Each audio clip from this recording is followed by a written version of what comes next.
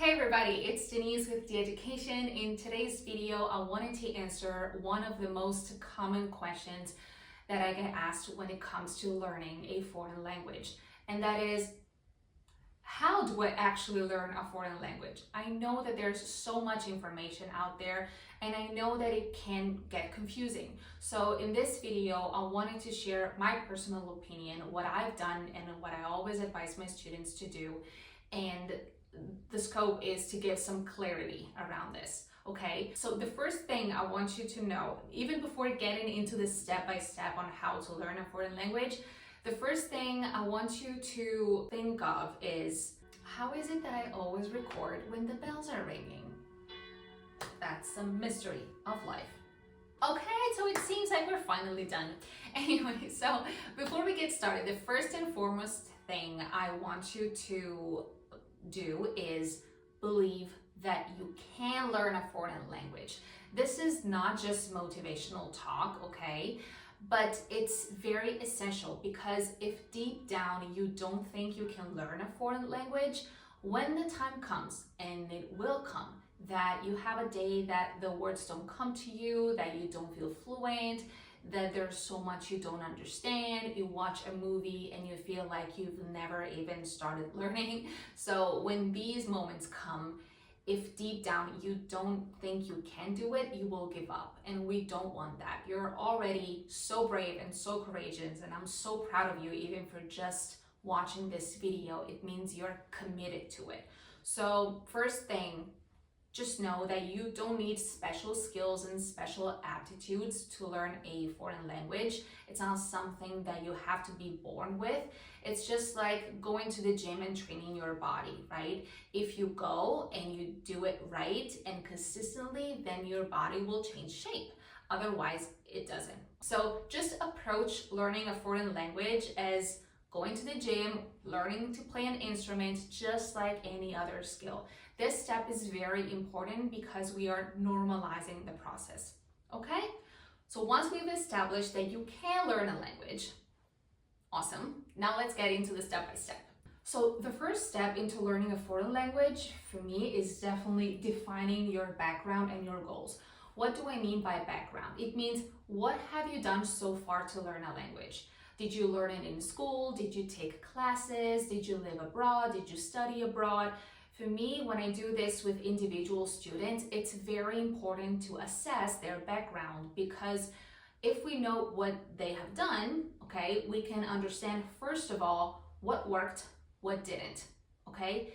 And matching that with the goals, we can together come up with a plan that is specific and that is tailored to your needs and goals. So I want you to take a moment, you can write it down or just pause and reflect on this. What have you done to learn that language? Let's take English, for example. So again, did you learn it in school? Did you live abroad for some time? What did you actually physically do? Did you just do a lot of textbook exercises? And why didn't it work? So maybe right now you're not as fluent as you would like to be, just because it's been a long time since you've practiced. So maybe you've learned English in school, but then now it's been 10 years, you haven't consistently daily spoken English. So that's normal. By the way, I just want you to know that everything that you have done so far, it's not forgotten. A lot of students come up to me, they're frustrated because they say, I've learned it in college, I've done courses, I've spent so much money, and now I don't remember anything. Good news is, it's all here. So our job is just to open up the drawers and take that information outside, right? And improve on it, of course. So everything you have done is right here. Don't worry. It's just it's been a long time since you've practiced it, just like a muscle, right? The muscle is always here, but if you don't, work on it, it's just not going to be toned and firm, right? It's the same exact thing. So again, background, what have you done? What worked? What didn't? Maybe you had a teacher that you didn't really like, or that you didn't really feel like it was the teacher for you. So reflect on this. What did you do? What worked and what didn't? All right. Now, again, matching it with the goals. So what is your English, for example, or Chinese learning goal? Do you want to learn the language for business? Do you want to learn the language because, you know, like for travel purposes? Or do you want to learn the language just like for a personal satisfaction? So according to your answer, there are very different things that can be done, especially as we will see later when it comes to certifications. So for example, if you want to obtain, let's say, HSK, like the Chinese language certification, or for example, B2 in Europe, that's the English certification, probably the most popular one. So if you want to get that certificate, I would absolutely advise you to get specific textbooks just for that. But we will get to that later. So again, thinking about your background, assessing it, and then your goals. These are the two starting points, let's say. Now let's move on to step number 2. So the second step, once we've established what you've done and what your goal is, we need to come up with the actual material, right? So on the internet, there's tons of free material. This is free material, right? There are courses, there are so many things that you can do, like so many resources that you can download and just work on it, or courses. So like paid courses. Now, this, like if you go down the free material route or the paid courses route, that really depends on, again, your step number 1, what is your goal and what is your background and your budget. So as a teacher, I do recommend that you get a paid courses just because it's individual to you. So we could be doing this work together, right? So any teacher actually would ask you what your goal is and what is the best solution for you, what is the best plan for you, and it's tailored to your needs. Free resources usually are very, very good, like this. I mean, I'm trying to do a good job here, right? So there's so much that you can do for free. I have my free newsletter. I have, like, there's so many things, and I do recommend a lot of like even YouTube channels that are for free, but it's very, very hard to be consistent with it because usually if they are plans, they are paid products, okay? So if you can come up with your own plan, like day number 1, what to do, day number 2, day number 3, and set yourself a goal, for example, 3 months, then go ahead and use the free materials. There are so many, okay? Otherwise, I would absolutely encourage you to get a teacher, just an individual teacher for you, and take a course that is specific to your needs. Okay, now step number 3. So step number 3 is actually my favorite because it's create a language environment / routine. What do I mean by that? So no matter if you chose free materials or paid courses, think about this. Even if, let's say in the best case scenario, you have 3 hours lessons every week, okay? But think about this. How many awake hours do you have in a day? Like, let's say from 8 to 12 a.m., that's 16 hours, times 7, I've done this beforehand, that's 112 hours. So even if you have class, let's say 3 hours a week, out of 112 hours, that's not enough. That's what I always tell my students. I'm here to give you the tools, I'm here to help you, but you have to go out on your own, and my job is to give you the tools to do that. So even if you decide to attend a course, there's so much that you have to do besides that 1 hour lesson, okay? And so this is where I think a lot of people don't know about this. They just think, okay, I'm just gonna go to class and then I'm gonna magically be fluent in 3 months. By the way, stay away, absolutely away from people who tell you that you can learn a language in 3 months, because it depends on step number 1. What have you done so far? And what are your goals, right? If I'm starting from 0, I can't learn Russian in 3 months. I mean, I speak 5 languages, I know what I'm talking about. But let's say that I am already fluent and I just want to like learn the technical vocabulary, for example, fashion English vocabulary, because I want to apply for a job in the fashion industry, then I can do it, okay? So again, personalized courses, first of all, and second of all, just be realistic also, right? 3 months to learn a language, it depends on your background and your goals. Just remember that. Anyway, what I was saying is a lot of people skip this step, and I do think that is the most important one. So for example, look, I speak pretty good English, right? My mother tongue is Italian. I've never been to the States, and I've only been 3 days in London. This is the best that I've done in an English speaking country. So yes, I've done other experiences. I lived abroad, like in China for 6 years. I was an English teacher, but that's exactly my point. So it's not where you go, it's the experiences that you make and the work that you do on the language. So I've learned English in college. I have 2 degrees, but I didn't stop here. So I had to create myself a language environment. What does that mean? You can think of the 4 skills: listening, speaking, reading, and writing. So let's start from input. So acquisition of knowledge, that is listening.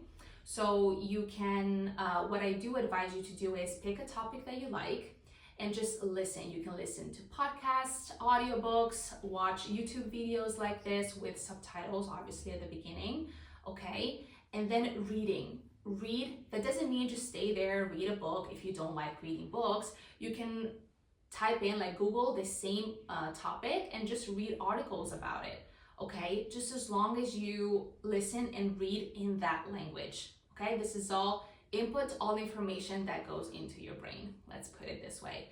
But, and this is where a lot of people also go wrong, is they just stop at this. So they say, okay, so I do so many exercises, why can't I speak the language? So this is the trick.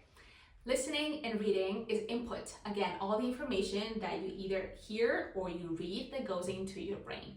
But if you don't process that information, meaning if you don't speak and write, you never have the chance to be fluent, right? It's just like what I always say is, it's not because I have all the ingredients to bake a cake that the bake is going to magically make itself, right? So I have to physically do the work. I can't just think of going to the gym. I have to go if I want my body to look different, right? It's the same exact thing. So with our previous example, so let's say you take the same topic that you like and you write about it. So for example, you watch the YouTube video on it, or you listen to a podcast and you read some information about it. Now you write about it. What are your thoughts? What is your angle? What are your, just like comment it like you would comment on this video or any other topic. And then you do the same thing for speaking. Speaking is, in my opinion, in a way even more difficult, because when you write, you have the time to think, to correct, to reread, to check. Always check, please, always check. But then when you speak, that is the ultimate challenge, because once the word is out there, it's out there. You don't have that much time to think, right? So all of this, listening, speaking, reading, and writing. This is what I call the language environment. And the routine, it means, again, you have to be consistent with it. You can't just kill yourself like 5 hours in a day and then do nothing for 2 weeks. It makes absolutely no sense. Also, the brain can process only a certain amount of new words and new knowledge per day, so it doesn't make any sense at all. So the best thing to do is, at the very beginning, when you decide that you want to take on learning a new language, decide realistically what is the amount of time that you can allocate to learning. So for example, would it be like 30 minutes 3 times a week? Okay, I'm going to start with that. And then you can decide either to reduce the time if you see that you can make it, or even like make more time for it. That's even better. All right. So this would be the environment and the routine. Now, I know that this is a lot of information, so if you need, let's say, something written, like everything that I've just said right now, but written, I've created a PDF for you. You can download it. It's a workbook. So you have, again, all of what I've just said in a workbook, okay? Link down below. Now, as I was saying before, when it comes to certificates, the best thing is to get specific textbooks. Why? Because learning a language, like knowing a language, is not enough to ensure that I pass a test, because a test is not on all the language. A test is on specific exercises, specific vocabulary, specific grammar rules, and also each exam is different. So I also have to know like how the exercises are, how much time I have for each exercise. I have to be prepared. So if I'm looking to get, again, B2, for example, here in Europe, at least in Italy, they ask the B2 in the Cambridge exam to be admitted to university, some universities. So to do that, I always advise people to just get a textbook on that. That does not mean that you can skip step number 3. This is always like the more you do, the better. But when it comes to certificates, I wouldn't recommend you even doing like everyday English or business English course, right? Just get very specific. Okay, now I think, because I really like to be practical, it's time to give you an example of everything that I've just said. How about that? Okay, so now let's skip English. Let's use Chinese as an example. All right, so step number 1, background. Let's say that I start from 0. I know nothing. Starting from 0. Goals. I want to be able to speak, let's say, very basic, very simple Chinese, because I want to go to China in a few months. So I give myself, let's say, 4 months time to learn very basic Chinese. Step number 1, checked. Step number 2, so I go online and I see like Chinese free study material and I see what I can find. And then I also go and look for Chinese courses. For example, in Chinese, the most basic level is HSK1. So that is, again, the most basic level. So I search Chinese HSK1 learning material or courses.